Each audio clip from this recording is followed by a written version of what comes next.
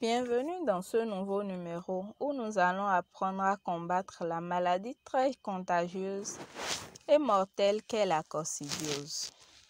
Mais avant d'en arriver là, il est important pour nous de savoir ce que c'est.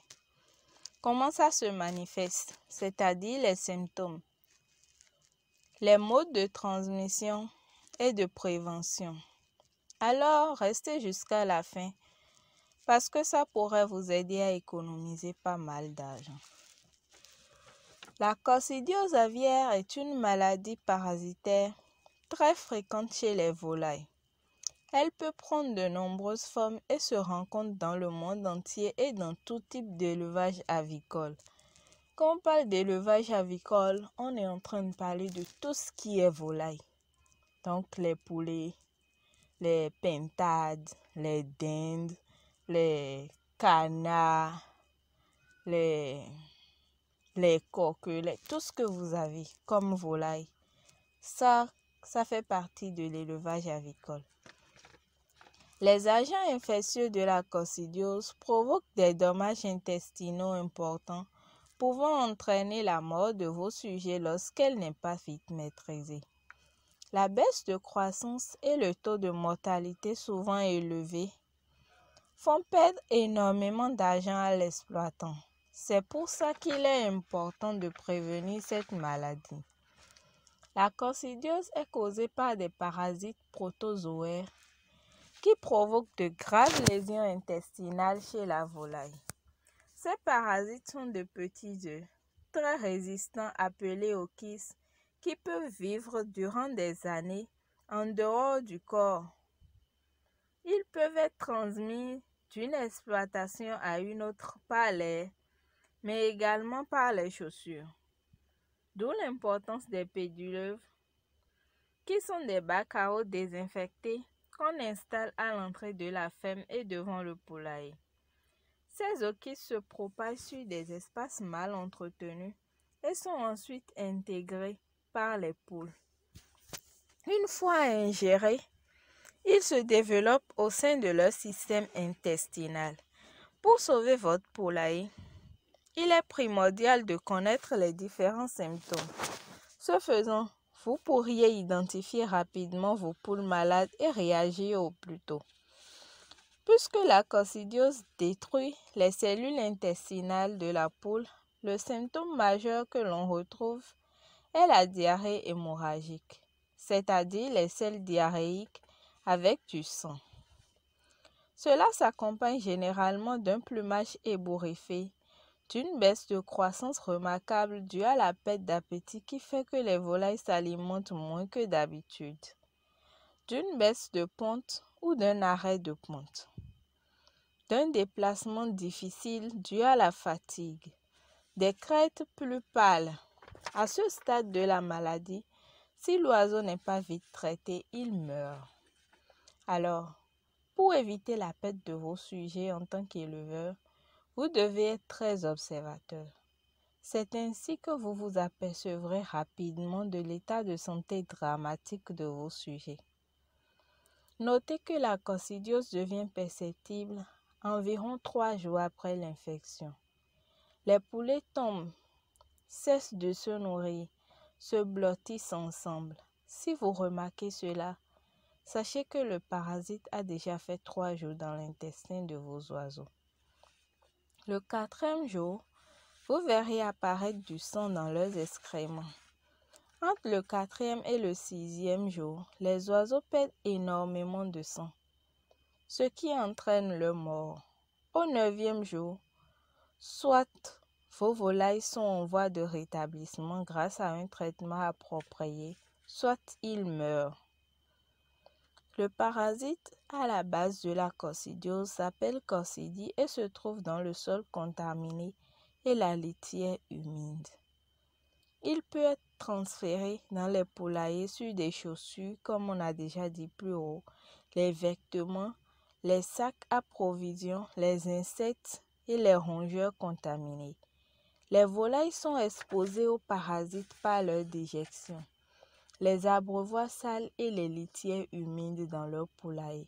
Les zones humides autour de leurs abreuvoirs sont des zones particulièrement propices aux infections.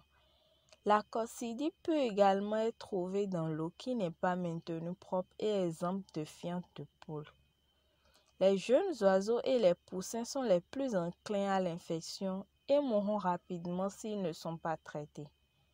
La surpopulation de l'élevage intensif des volailles entraîne une infection qui passe rapidement dans le troupeau. Les parasites infectieux peuvent vivre pendant un certain temps dans un poulailler contaminé et non désinfecté, attaquant ainsi les nouvelles volailles dès leur introduction dans le poulailler.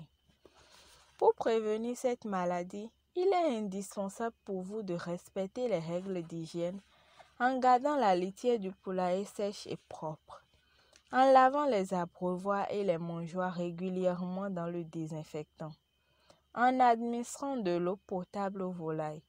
Pensez aussi à vacciner vos oiseaux à l'âge précoce et n'oubliez pas que la vigilance est nécessaire pour surveiller les signes révélateurs. Je veux partager avec vous quelques rappels de règles de base. Vermifuger régulièrement vos oiseaux au minimum 2 fois par an. Alors, il y a des vermifuges appropriés dans les pharmacies vétérinaires que vous devez acheter pour administrer à vos volailles. Au moins 2 fois par an. Les grains de papaye aussi sont très efficaces contre ces vermifuges-là, surtout dans l'élevage de poulets locaux.